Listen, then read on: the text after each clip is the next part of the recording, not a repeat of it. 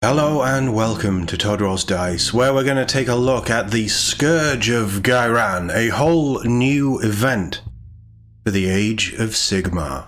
So it looks like every day we're going to be getting some little story elements about the factions that they're focusing on, and then some new rules, which is really cool. All of this is to the build-up of the General's Handbook 2025-26, which was announced back at Adepticon, I think it was. So this comes in a box. You get your General's Handbook, you get all of the relevant cards, and then you get your objective markers all bundled very nicely. Don't know how much this box is going to be. Hopefully not too expensive, because this is... you don't need it for narrative playing things, but this is the competitive match play way to play Age of Sigmar moving forward for the next 12 months.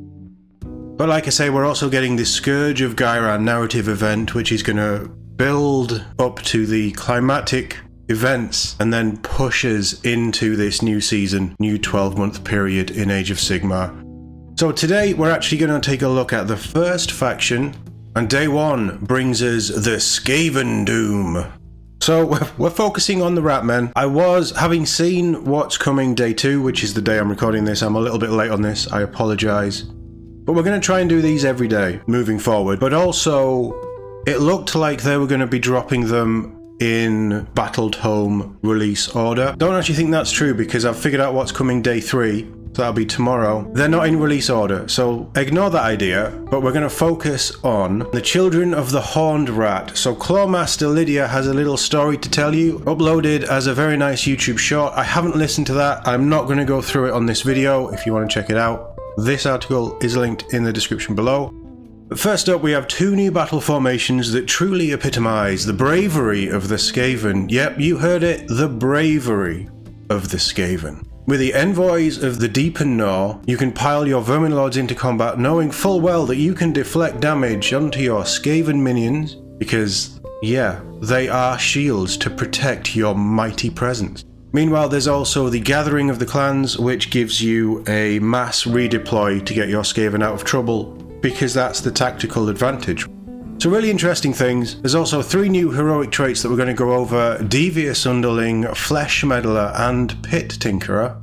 Then we have a couple of other bits as well. 2 unit updates, it looks like. So Scourge of Ghyran, Grey Seer on Screaming Bell, and the Brood Terror you can see down there. So it looks like these new profiles are legal for the new General's Handbook. You can use them now. I don't see why you wouldn't be able to use them now in friendly narrative games and things, but not actually match legal yet. But they will be for the next 12 months once General's Handbook 25-26 has been released. But let's take a look at this. This is exciting, actually. I like this stuff. New rules and detachments, free obviously, which is a big plus, but this is very much reminiscent of the Grotmus stuff, and I love it. I think this is fantastic. But faction rules: Skaven, battle formations, the Envoys of the Deep and Gnaw. It's a passive, Will of the Horned Rat. Effect: when a friendly Skaven demon is within combat range of a friendly non-hero Skaven infantry unit, that Skaven demon has a 4-up ward, very nice, and each time you make a successful ward roll for the Skaven demon, inflict 1 mortal damage on a friendly non-hero Skaven infantry unit within the unit's combat range after the damage sequence for that unit has been resolved. So they get a 4-up ward, but it is going to cost you a minion. Worthless, utterly worthless minion. It's quite a nice themey rule, isn't it? I have to say, I quite like that. Gathering of the Clans is a once per turn army reaction, and you declare the redeploy command for a friendly Skaven unit.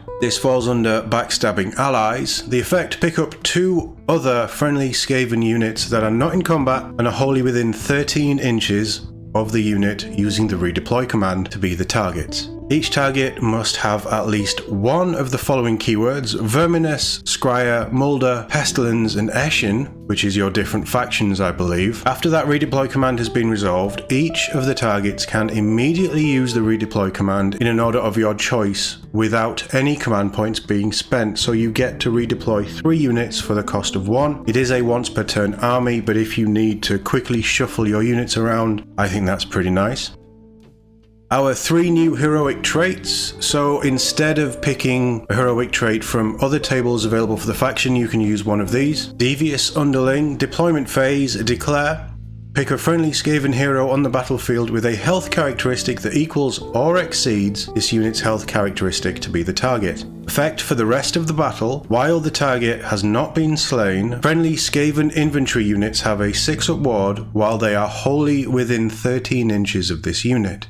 Once the target has been slain, add 2 to charge rolls for friendly Skaven infantry units while they're wholly within 13 inches of this unit. So I suppose the idea is that your infantry will act as a bodyguard for that unit until you want to get that hero unit killed, and then that buffs that infantry unit. 13 inches is a hell of a distance though, that's quite nice. I'm not sure it's going to be the most powerful. I don't know what the heroic traits for Skaven are, I haven't got their battle tome. But that's certainly interesting and builds into that sneaky way of playing and that backstabbing nature of Skaven. So Flesh Meddler is a hero phase. Declare pick a friendly Molder unit wholly within 13 inches of this unit to be the target. Effect: pick one of the target's melee weapons, add 1 to the rend characteristic of that weapon for the rest of the turn. That's quite nice. Just +1 rend for the...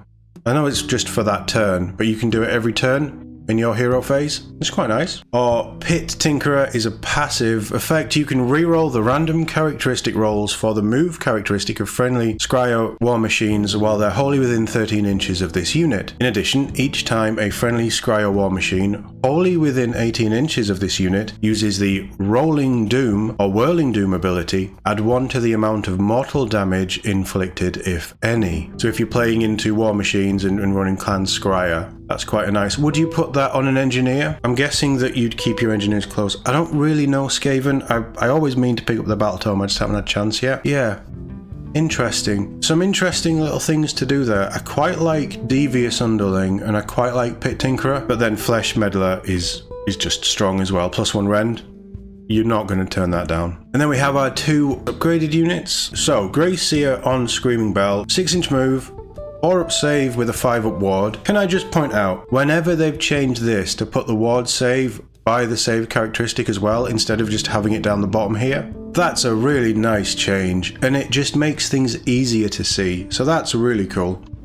But it's 15 health and control 5, so it's not the quickest, but it's pretty sturdy. Melee weapons: Warp Stone Staff, 3 attacks, hits on 4s, wounds on 4s, 1 rend, d3 damage. The Rat Ogre's Tearing Claws, 5 attacks, hits on 4s, wounds on 3s, 1 rend, 2 damage, and Crushing Bulk, charge +1 damage and companion attacks, 6 attacks, hits on 4s, wounds on 2s, 1 rend, 2 damage. They have the battle damage passive, so when it has 10 or more points of damage, attacks characteristic for the Crushing Bulk is reduced to 4, so when it's at 5 health or less basically. Passive: the Bell Tolls. Effect: if the current battle round number is odd, add 2 inches to the move characteristic of friendly Skaven units when they are wholly within 13 inches of this unit. If the current battle round number is even, subtract 1 from the hit rolls for attacks made by enemy units that target a friendly Skaven unit that is wholly within 13 inches of this unit. Wow.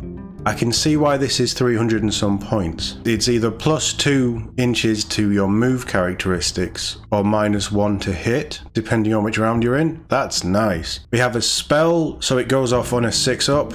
Gnaw Through Reality. Declare, make a casting roll of 2d6. Effect: until the start of your next turn, this unit counts as a friendly Gnawhole for the purposes of the Gnawhole Ambush, Tunnels Through Reality, and the Endless Vermintide abilities. So it's a moving Gnawhole. Gross. That's really cool. Just teleporting Skaven into reality, that's nice. And then we have a once per turn, end of any turn army ability, Echoes of the Vermin Doom. Declare, pick a friendly Skaven unit wholly within 13 inches of this unit to be the target, and heal d3 each target. So every Skaven unit within 13 inches, once per turn, and at the end of any turn, you can just heal. So if you have this in the center, maybe Skaven castled around it, you can just do all of this crazy stuff. That is a real buffing piece, isn't it? Keywords: Hero, War Machine, Wizard 2 and a 5-up ward, which we've touched on, and Chaos, Skaven and Master Clan. That's a really nice unit to build an army around. Grey Seer on Screaming Bell is 310. Regiment options: any Skaven, 0 to 1 Skaven Overclaw. Then we have the Brood Terror, so 6-inch move with a 5-up save, 5-up ward, 12 health and 5 control. Ranged weapons, we have the Warp Flamer Scourger, 15-inch range, 2d6 attack, hits on 4s, wounds on 2s, 1 rend d3 damage. And then melee weapons, the Chain Flail, which has crit mortal, 5 attacks, hits on 4s, wounds on 2s, 2 rend 3 damage, that's gross. And then loosely attached bladed limbs, 5 attacks, hits on 4s, wounds on 4s, 1 rend 2 damage. We have an ability, rampage ability, once per turn army, any combat phase. Lend a Claw. Declare, pick up to 4 other friendly non-Skyer Mulder units, wholly within 12 inches of this unit to be the targets. Not 13. Huh.